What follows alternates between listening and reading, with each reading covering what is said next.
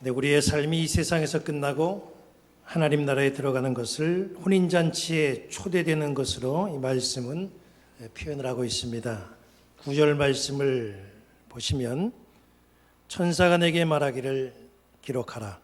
어린 양의 혼인잔치에 청함을 받은 자들은 복이 있도다. 이렇게 말씀했는데 어린 양의 혼인잔치에 초청되는 것, 이것을 성경은 복이라고 말씀하고 있습니다. 그 이유는 어린 양의 혼인잔치에 초청되어야 구원의 반열에 서게 되는 것이고 영생하기 때문에 그런 거죠.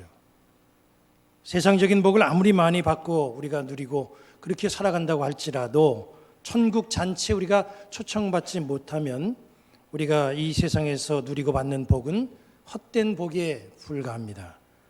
우리 모두에게는 천국 잔치에 초청받는 그런 복이 있어야 됩니다. 초청은 돈으로 되는 것이 아니지요. 상대가 나를 불러줘야만 됩니다. 극장이나 경기장 같은 곳은 돈만 있으면 표를 사고 입장이 가능합니다. 그러나 초청의 경우는 선택을 받아야만 가능합니다. 초청은 특권입니다.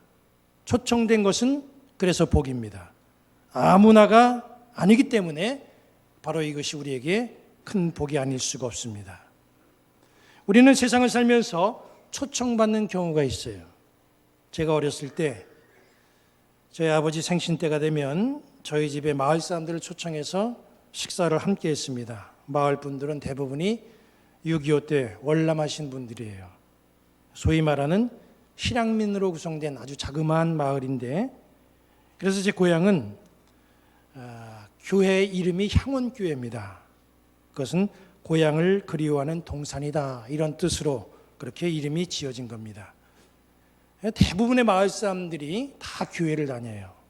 그래서 저희 아버지는 생신 때가 되면은 주일날에 이번 주에 제 생일이니까 식사하러 오십시오 이렇게 알립니다.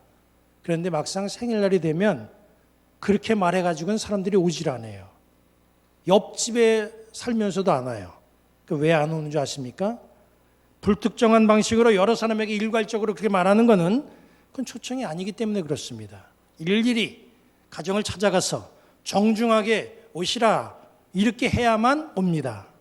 철원 사람들의 자존심이 엄청 강해요.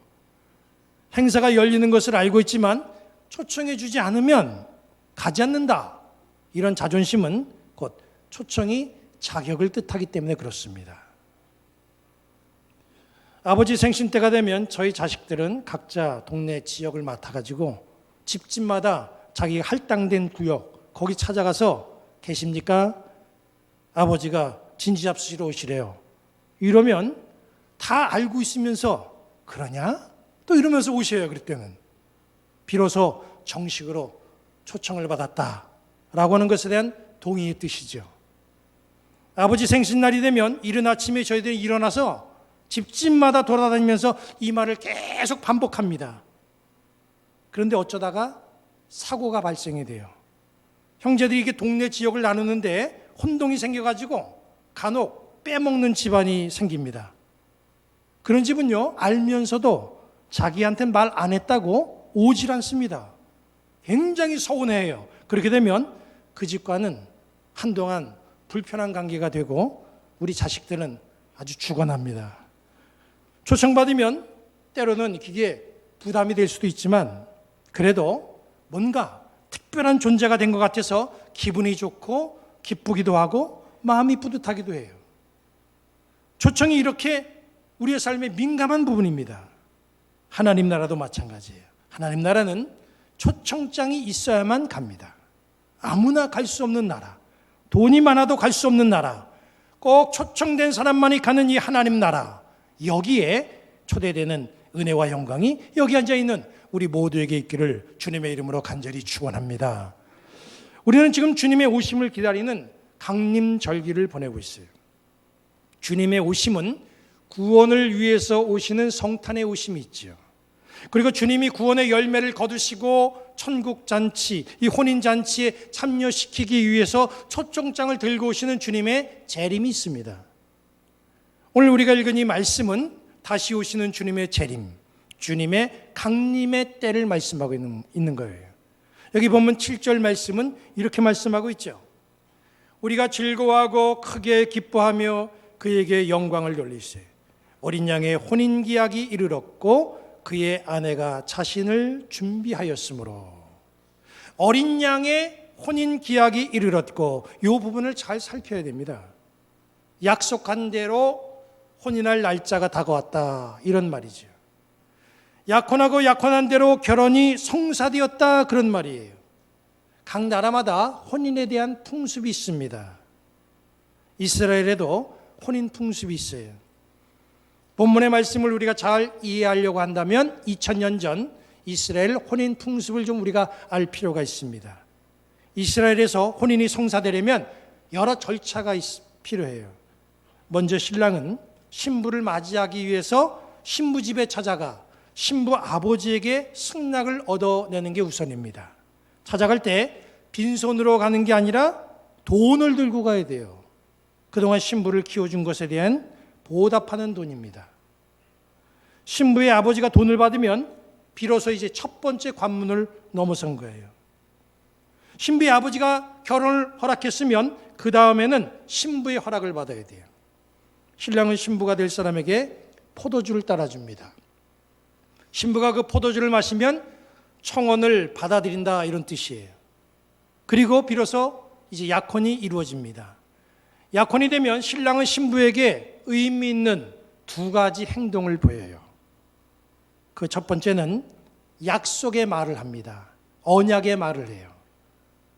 청혼을 받아들인 신부에게 신랑은 이렇게 약속의 말을 합니다. 내가 가서 당신과 함께 살 집을 마련하겠소. 집이 마련되면 내가 당신에게 다시 와서 준비된 집으로 당신을 데리고 가리이다. 이렇게 약속의 말을 신부에게 합니다. 또 하나는 신랑이 약혼한 신부에게 선물을 줘요. 떠나면서 선물을 줍니다. 그 선물을 주는 이유는 신부가 청혼을 받아준 것에 대한 감사의 표시이기도 하고, 자기와 떨어져 있는 동안에 선물을 보면서 자기를 생각하고 마음이 흔들리거나 변하지 말 것을 이렇게 다짐시키는 그런 뜻으로 이렇게 선물을 주는 겁니다. 이 약혼 기간이 보통 1년에서 2년 정도 걸린다고 그래요. 이 기간에 신랑은 집을 구해야 됩니다. 그런데 그 중에는 이 기간에 파혼되는 경우가 있어요. 변수가 생기면 파혼됩니다. 요셉과 마리아도 약혼했지만은 약혼 기간에 오해가 생겨서 파혼될 뻔했어요. 처녀 마리아가 아이를 가졌다는 사실을 알게 된 요셉이 마리아와 조용히 파혼하려고 했었습니다. 신뢰가 깨지고 믿음이 사라지면 약혼했어도 그 약혼 기간에 파혼되는 경우가 생깁니다. 다시 본문으로 돌아가서 우리가 이 혼인에 대한 말씀, 이 말씀이 뜻하는 바를 좀 살펴봅니다. 혼인잔치는 하나님이 주관하시는 천국잔치죠. 신랑은 예수님을 말합니다. 여기 신부는 교회를 뜻하는 거예요. 신부가 입어야 할 깨끗한 옷은 성도들의 아름다운 행실을 뜻한다고 그랬어요. 이 세상에 교회들이 많지요. 주님의 몸된 교회들이 세워졌습니다. 이 모든 교회들은 지금 주님과 약혼한 상태예요. 그러나 보신 것처럼 약혼이 전부는 아니죠. 약혼을 했어도 신뢰와 믿음이 깨지면 결혼이 성립되지 않은 것처럼 교회가 우리 주님과 약혼을 했다고 할지라도 무조건 다 혼인잔치에 들어가는 것은 아닙니다. 교회 간판만 다 달면 이게 무조건 천국잔치에 들어가느냐? 아니라는 거예요. 그렇기 때문에 우리가 천국 혼인잔치를 위해서 준비해야 될 것이 있다는 사실을 깨닫고 우리는 그 부분을 지금 살펴봐야 됩니다. 천국 혼인잔치를 위해서 우리가 준비해야 될 것 첫 번째가 뭡니까? 신랑 되신 예수님이 다시 온다고 말씀하신 그 언약의 말씀, 약속의 말씀을 우리는 신앙생활하면서 마음속에 끝까지 변치 않고 잘 담아둬야 된다는 거예요. 다시 온다. 이 약속의 말씀은 성경에 기록되어서 옛부터 지금까지 우리에게 전해지고 있습니다. 그 말씀이 어디 나온 줄 아십니까? 요한복음 14장 2절, 3절에 나옵니다. 이렇게 말씀하고 있죠. 내가 너희를 위하여 거처를 예비하러 가노니 가서 너희를 위하여 거처를 예비하면 내가 다시 와서 너희를 내게로 영접하여 나 있는 곳에 너희도 있게 하리라. 주님의 약속의 말씀입니다. 이걸 우리는 믿어야 돼요. 세상을 살아가는데 하도 핍박이 심하고 사람들이 교회를 흔드니까 또 긴가민가 하니까 이 약속의 말씀을 잊어버리고 그리고 다시 세상을 향한다고 한다면 이건 파혼되는 거예요. 이 약속의 말씀을 우리가 굳게 의지하고 우리를 영원한 처소로 인도해 주신다고 하는 그 예수님의 말씀을 굳게 믿고 기다릴 수 있는 그런 인내의 모습이 이 강림절기에 우리에게 있어야 된다는 겁니다. 천국 혼인잔치를 기다리면서 준비해야 될 것 두 번째가 뭔지 아십니까? 예수님이 하늘로 승천하시면서 약혼자 된 우리 교회에 선물로 주신 이 성령을 바라보고 성령으로 위로를 받으며 살아가는 그런 세상살이가 되어야 된다는 거예요. 요한복음 20장 22절은 이렇게 말씀하고 있습니다. 그들을 향하사 숨을 내쉬며 이르시되 성령을 받으라. 이거는 예수님이 제자들을 제자 삼을 때 하신 말씀이 아니에요. 공생의 끝부분에 가서 하신 겁니다. 부활하시고 다시 예수님이 제자들에게 나타나셔서 하늘로 승천하시기 전에 이 말씀을 주신 거예요. 이것은 곧 주님이 우리에게 주신 약혼 선물이에요. 교회는 이 약혼 기간에 이 약혼 선물로 주신 성령의 역사를 바라보면서 성령이 주시는 위로를 받으며 주님 오실 때까지 늘 사모하며 기다릴 줄 아는 그런 마음의 자세가 있어야 됩니다. 선물로 주신 성령의 역사 바라보지 아니하고 긴가민가하면서 믿음을 저버리고 세상적인 방법에 사로잡혀서 세속화되거나 우리가 한없이 흔들리게 되면 주님과의 이 약속, 혼인 약속은 그냥 깨지는 겁니다. 이 세상의 교회라고 하는 이름 아래 모이는 것이 참 많아요. 심지어 이단들도 교회라고 하는 이름을 사용합니다. 교회라고 하는 타이틀을 달았다고 해서 모두가 다 주님의 신부가 되는 건 아닙니다. 기독교라고 하는 타이틀을 붙였다고 무조건 다 예수님의 신부일 수는 없습니다. 요한계시록 2장 3장에 나오는 7교회만 보더라도 그래요. 그 교회들은 모두 주님의 이름으로 시작한 거룩하고 아름다운 교회입니다. 출발은 굉장히 순수했어요. 그런데 시간이 지나면서 달라지잖아요.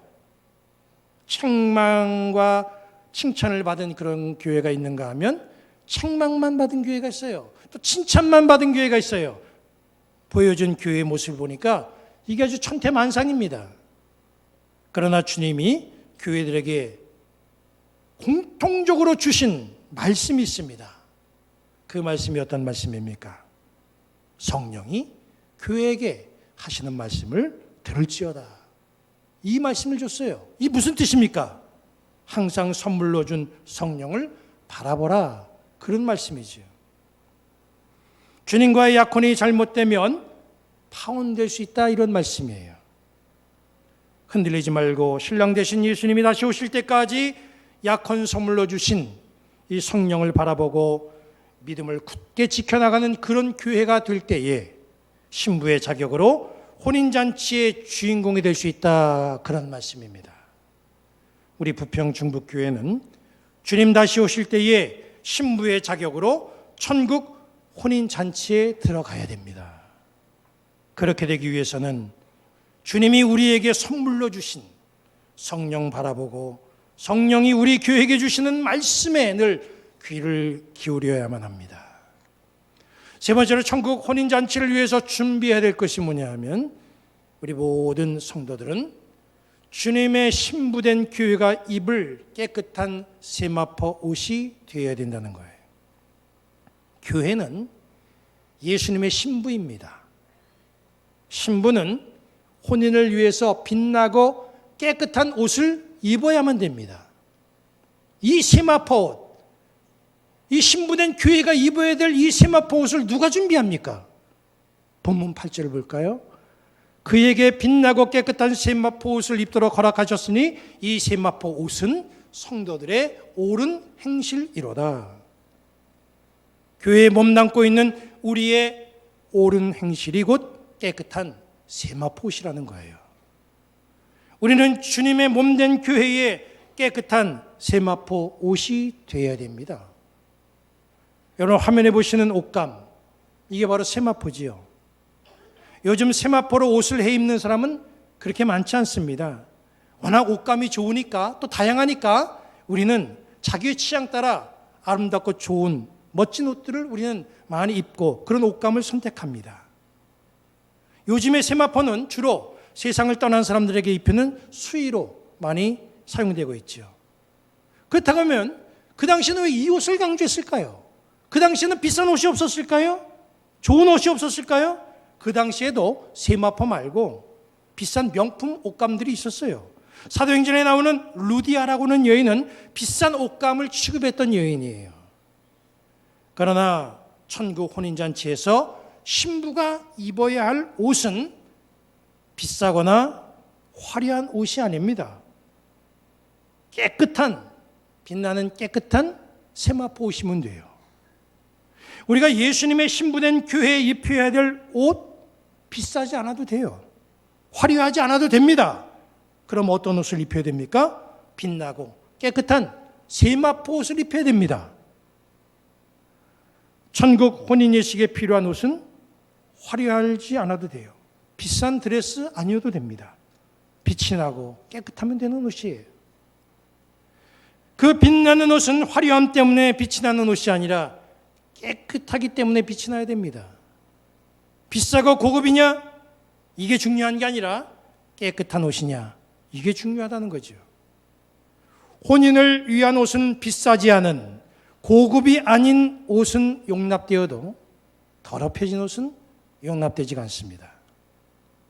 우리는 주님의 신부인 교회에 깨끗한 세마포 옷을 입히고 살아가고 있습니까? 우리는 지금 한국교회가 입은 세마포 옷 잘 살펴볼 필요가 있어요.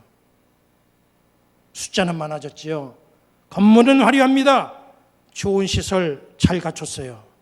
그런데 교회가 비싼 옷을 입고 있다고 할지라도, 화려한 옷을 입고 있다고 할지라도 그 옷에 더러운 오물이 묻어 있다고 한다면 그 교회는 천국잔치에 들어갈 수가 없다는 거예요. 교회가 입은 옷이 깨끗해야 됩니다. 그 옷 누가 관리합니까? 우리의 헌신이 교회에 입혀진 세마포 옷을 관리해야 되는 거예요. 교회가 더러운 옷을 입고 있어서 혼인잔치에 들어갈 수 없다고 한다면 그 책임은 더러운 옷을 입힌 우리의 책임이에요. 내 말 한마디가 교회가 입은 깨끗한 옷에 티를 묻히는 결과를 가져오고 있지는 않는지 한번 이거 생각해 봐야 됩니다. 나의 경솔한 행동 하나가 교회가 입은 세마포에 잡티를 묻히고 오물을 묻히고 있지는 않는지 이것도 한번 생각해 봐야 돼요. 예수님이 무슨 잘못을 하셔서 욕을 잡수시는 겁니까? 예수 믿는다고 하는 우리가 잘못해서 예수님이 욕을 먹는 거죠. 교회가 무슨 잘못이 있길래 욕을 먹는 거예요? 교회에 몸담고 있는 우리가 잘못하기 때문에 욕 먹는 거 아니겠습니까? 기독교가 왜 욕을 먹습니까? 기독교인이라고 하는 내가 잘못하기 때문에 욕을 먹는 거잖아요. 주님의 신부는 문제 없습니다. 아무런 잘못 없습니다. 주님의 신부에게 더럽힌 옷을 입히는 믿는 자들에게 문제가 있는 거예요. 순교자의 피로 세워진 주님의 신부 몸된 교회가 더러워진 세마포를 입는 바람에 천국 혼인잔치에 들어갈 수 없다고 한다면 이게 얼마나 큰 문제입니까? 우리는 부평중북교회에 빛나고 깨끗한 옷을 입혀야 됩니다. 그리고 그 옷을 신랑 되신 예수님이 다시 오실 때까지 잘 관리하고 유지하는 데 힘을 써야 됩니다.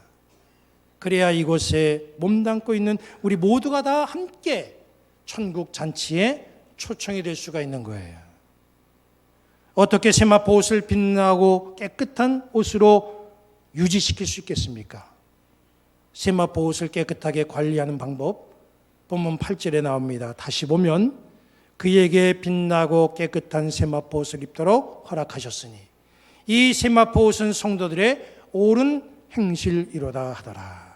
옳은 행실, 이것이 빛나고 깨끗한 세마포 옷을 유지시키는 비결이에요. 우리는 교회 안에서 옳은 행실하고 있습니까? 세상 사람들이 바라보기에 옳은 행실을 보여주고 있습니까? 깨끗한 세마포 옷으로 단장하여 어린 양의 혼인잔치에 초청받는 사람 복이 있다고 말씀했어요. 이 한 주간 우리 성도들의 생활 속에 옳은 행실이 많이 나타나기를 축원합니다. 우리 성도들의 옳은 행실로 인해 우리 교회가 깨끗한 세마포 옷으로 유지되는 그런 아름다운 한 주간이 되기를 바랍니다. 어느 날 호련히 주님이 이 땅에 강림하실 때에 깨끗한 세마포 옷을 입은 부평중북교회가 되어 있어서 주님이 준비한 천국 혼인잔치에 문제없이 들어갈 수 있는 그런 우리 부평중북교회와 우리 성도들이 되시기를 우리 주님의 이름으로 간절히 축원합니다. 이제 우리 모두 자리에서 일어나셔서 찬양하시고 축도로 예배를 마칩니다.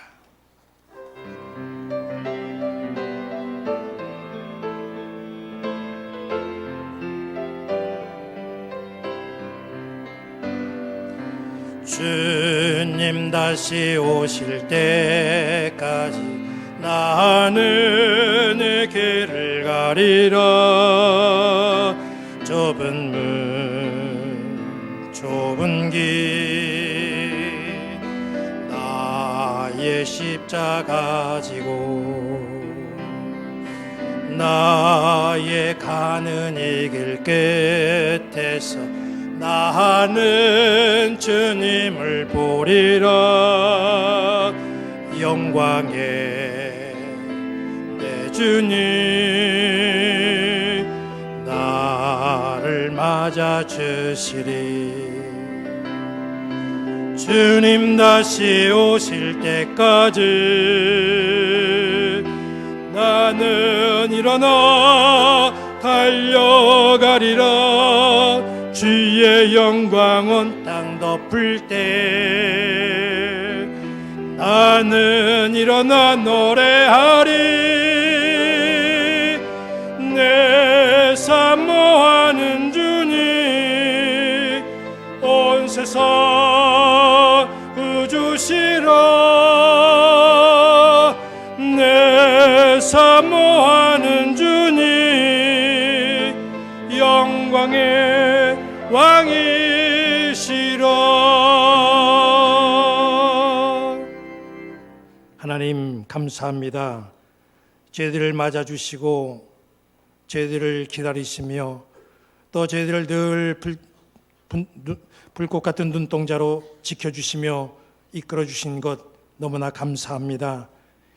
주님의 강림을 기다리며 주님의 몸된 교회 주님의 신부에게 빛나고 깨끗한 세마포 옷을 우리가 입히고 관리하고 유지하기를 소망합니다.